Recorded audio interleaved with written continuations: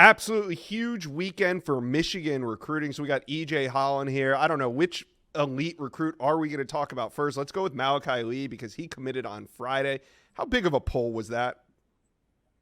Massive pool. Obviously, he's a huge dude, 6'7", over 300 pounds, just a mammoth tackle. And Michigan needed a true tackle prospect this cycle, and they went all in on Malachi Lee. Grant Newsome, Michigan's offensive line coach, was a frequent flyer to Hawaii. Wasn't out there to enjoy the beaches, but I mean, just took that, whatever it is, 8-hour flight Yeah. all the way out to Hawaii pretty often. I mean, they prioritized Malachi Lee for more than a year. They offered him on campus last summer. He was a favorite of Michigan head coach Sharon Moore, and Moore's always involved with elite offensive line recruits. He's still the guy that is kind of the finisher when it comes to those high-end guys in the trenches. You saw that last cycle with Ty Haywood and Andrew Babalola, and I think he was able to do the same again this cycle. That's not to say that Grant Newsome didn't do a great job. He definitely did. Like I said, he was super active, but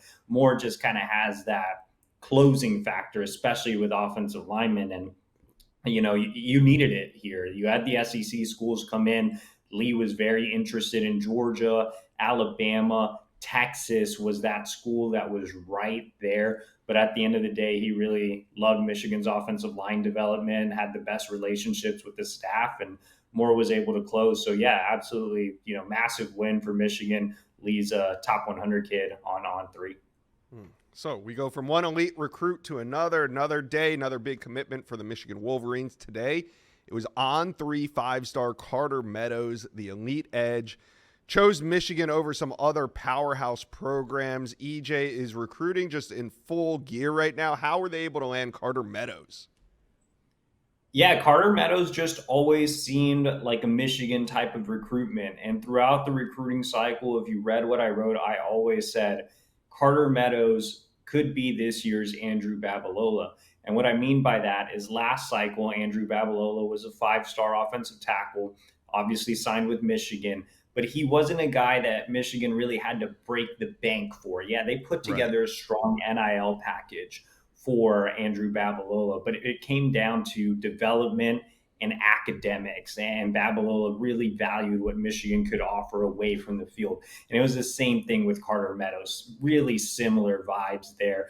He spent hours at Michigan's Ross School of Business during his official visit for Victor's Weekend on June 20th. His parents very into academics, more academics than they are football fans. So Michigan's business school is what really, really helped them in this recruitment. And you had other schools that were heavily involved, like Ohio State, Penn State, South Carolina. Those were the other finalists, but none are as good of an academic institution as Michigan is. You're talking about the top public school in the country, and you're talking about the Ross School of Business, which is one of the best business schools in the country and has, worldwide outreach. So I think that made a big factor, as well as, like I said, the development piece. Michigan consistently puts pass rushers in the league. They develop guys at a very high clip. Lou Esposito, Michigan's defensive line coach, he does a fantastic job of doing more with less when he was at G5 schools. And I think now that he's at Michigan, that he has a 5-star talent like Meadows, I mean, the sky is the limit in terms of what he can turn into. And you also have a defensive coordinator in Wink Martindale who has coached a bunch of, NFL pass rushers as well. So I think Michigan just did a fantastic job of really honing in on academics and development. And it wasn't really about NIL. I know I saw a lot of people writing, Ohio State is desperate. They lost Luke Wayful to USC. They're going to go all in with NIL on Carter Meadows.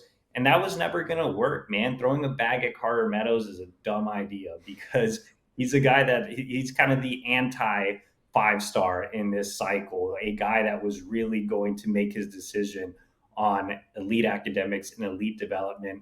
And Michigan offers both, and Ohio State doesn't. All right, so big news on those two guys, but trapped right in the middle was almost a Friday news dump. Linebacker Markel Dabney flips his commitment from SMU to Michigan. EJ, this was a really important recruitment here. Yeah, Markel Dabney isn't the most highly touted recruit in terms of the rankings. He's a 3-star guy, not super valued when you look at his industry ranking, but he checks a lot of boxes. When Mm-hmm. you look at linebackers, can he run? Yes. Can he cover? Yes. Is he physical? Yes. Does he have a good lower half? Is he thickly built? Yes. Markel Dabney just checks a ton of boxes when it comes to the linebacker position, and he still kind of has that untapped potential. He's a guy who plays everywhere for his high school team, whether it's linebacker or safety or running back or wide receiver. He had more than 1,000 yards receiving last year on the offensive side of the ball. And he's really bulked up, man. He looks like he's playing at 215, 220 right now. And I think Markel Dabney has a chance to surprise a lot of people. And, even though that ranking's not high, he was always a priority for Michigan linebackers coach Brian Jean Mary. He pushed really, really hard for Dabney initially, and Dabney kind of made a snap commitment to SMU. It came during Michigan's contact ban, where they couldn't reach out to recruits or get out on the road in the spring. And he made an OV to SMU, committed on the spot. And then once the contact ban was lifted, Michigan pressed hard for Dabney, got him on campus for the OV, and closed. So I think with Dabney, they're getting a guy who will more than likely outplay his ranking. All right. So it sounds like it could be another big week because wide receiver Calvin Russell is making his decision. And coming out of OT7, there's rumors that Michigan is at the top of his recruitment. Do you think Michigan has a shot to go into South Florida and land one of the best?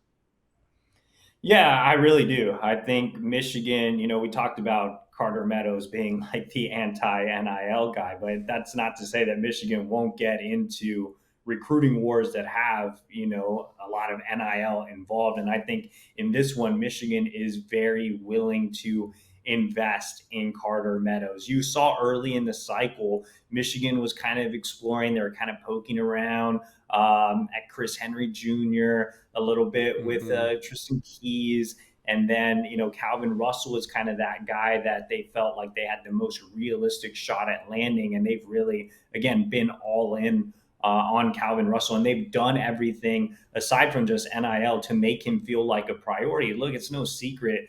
Michigan invested a ton of NIL in Bryce Underwood. They need to surround him with weapons. And right now, the wide receiver room at Michigan isn't exactly the strongest. They need elite type talents, which Calvin Russell is. And I think he sees the opportunity to come in and be a go-to target for Bryce Underwood, to be a day one difference maker as a true freshman. And then on top of that, that just the Underwood selling point is real. I mean, normally when recruits go on official visits, usually the player host is a player from that same room. So a wide receiver will host a wide receiver recruit. Bryce Underwood served as Calvin Russell's player host, and Bryce Underwood's been involved throughout official visit season. But to my knowledge, Calvin Russell is the only recruit that Underwood himself actually hosted. And I think that was a great idea by Michigan, just getting him in there with Underwood, who has kind of become the face of the program, even though he hasn't taken a snap yet. I mean, he's clearly the future in Ann Arbor, and it's a really appealing option to be able to come in and play with the former number one overall recruit in America. And then you have the basketball piece. Basketball is a critical element in the Calvin Russell recruitment. I don't think enough people are talking about how much Russell really values the basketball side of things.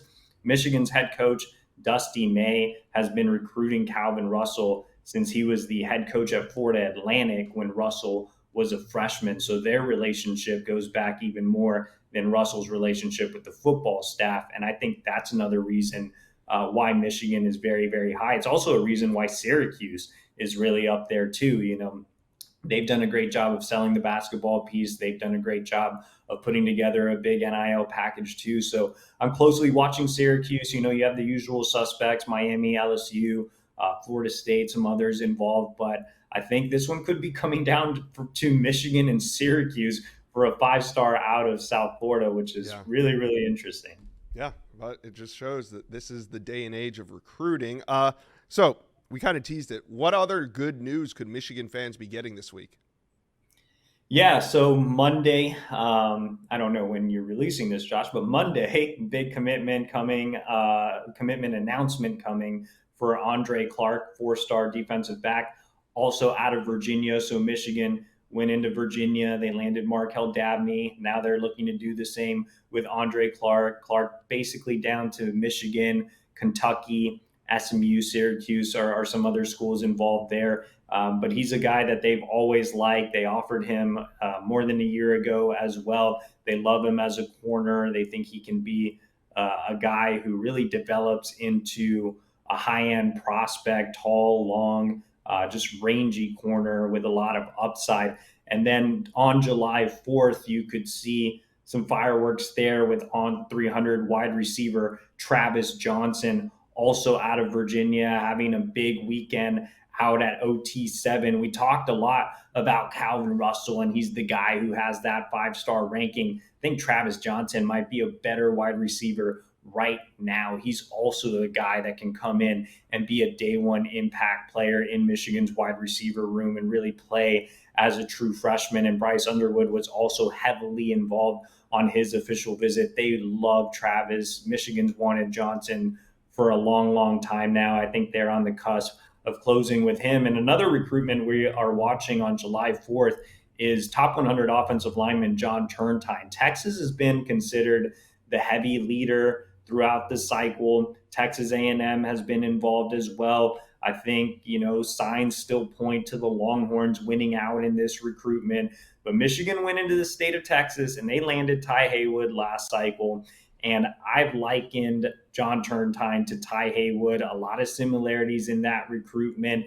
And I think Michigan is still one to watch in the Turntine recruitment. And even if they don't get him on July 4th, stay tuned the rest of the cycle because I think that one's worth keeping an eye on.